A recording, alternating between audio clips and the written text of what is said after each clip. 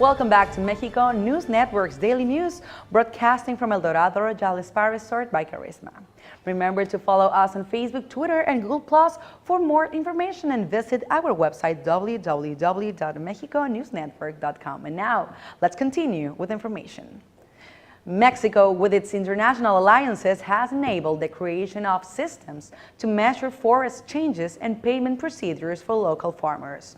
Some time ago, the Minister of Environment and Natural Resources of Mexico, Juan José Guerra Abud, met the Ambassador of Norway in Mexico, Meret Nergard, to reinforce binational efforts in forest conservancy.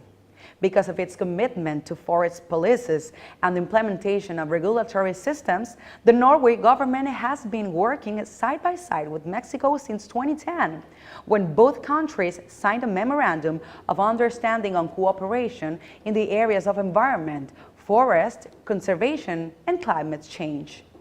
Norway will be supporting Mexico's efforts with 90 million Norwegian crowns, almost $11 million. Ambassador Nergard stated to Minister Guerra Abud that Norway will continue sharing experiences and technology with Mexico for the well-being of its environment. Last January, a Norwegian deputation visited a carbon monitoring site in the township of Felipe Carrillo Puerto in the Yucatan Peninsula to learn about all the efforts and mechanisms that the National Forest Commission, CONAFOR, implements for the protection of these types of areas. The Mexican government has affirmed that Norway's experience with forest conservancy policy has been a great example for the country. Minister Guerra Abud also invited the Norwegian government to attend the 13th session of the Conference of the Parties, COP13, which will take place in Mexico in 2016. Students from the Technological University of Mexico have created a microturbine system that generates electricity from rainwater.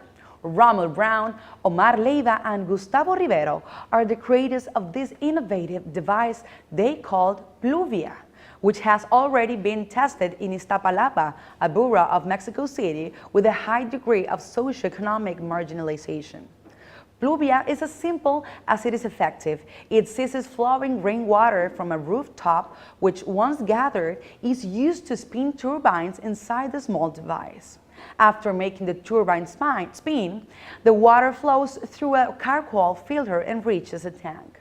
Aside from generating electricity, this process has another benefit.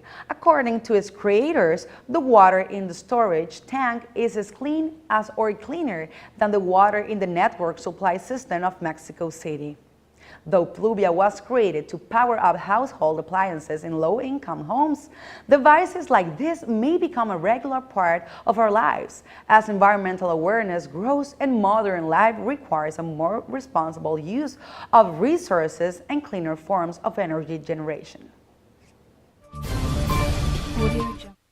According to Environmental Protection Agency of the United States, a single baby can easily use 8,000 diapers before toilet training. Though there is certainly a financial cost to the parents, there is also environmental cost, as it takes more than a century for a standard disposable diaper to break down. To help accelerate this process, a team from the Azcapotzalco campus of Mexico's Autonomous Metropolitan University have tried turning disposable diapers into fungus incubators. Rosa Maria Espinosa Valdemar, the leader of the investigation, explained the process. It is only possible to use these on diapers with liquid waste, which are the first sterilized using an autoclave before being ground up and mixed with organic materials such as grape pomace, coffee, or pineapple crown. Mushroom spores, specifically the kind that grow on wheat or sorghum, are then spread on the substrate and placed in a plastic bag where it is held for 2 to 3 weeks under artificial control of temperature, light, and humidity. During this process, mushrooms grow and feed on a diaper cellulose, and in a period of 2.5 to 3 months, the volume and weight is reduced by up to 80%. Espinosa explained that using this method on 2.2 pounds of diapers reduces it to 7 ounces of residual material and 11 ounces of mushrooms by the end of the process.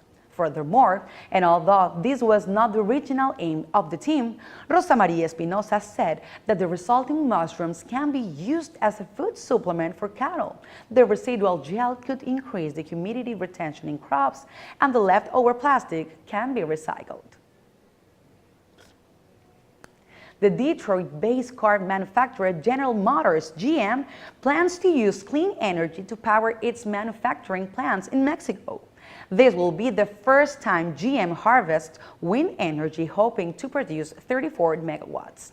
GM at present has 4 assembly plants in Mexico. 75% of the energy produced by the wind turbines will be directed to the complex located in Toluca, with the rest of the renewable power directed to partially powered facilities in Silao, in Guanajuato, San Luis Potosí, and Ramos Arizpe in Coahuila. By using clean energy, the GM factories are hoped to reduce carbon dioxide emission by 40,000 tons. The wind farm's construction is scheduled to begin in the second quarter of the year in Palo Alto, Aguascalientes. Rob Threadhill, GM Global Manager of Renewable Energy, stated that Mexico is an ideal location for our first wind project, as quoted in GM website. Once the project is fully functioning, the company will evaluate and plan for the expansion of wind usage. General Motors currently uses 104 megawatts coming from solar, landfill gas, and waste-to-energy.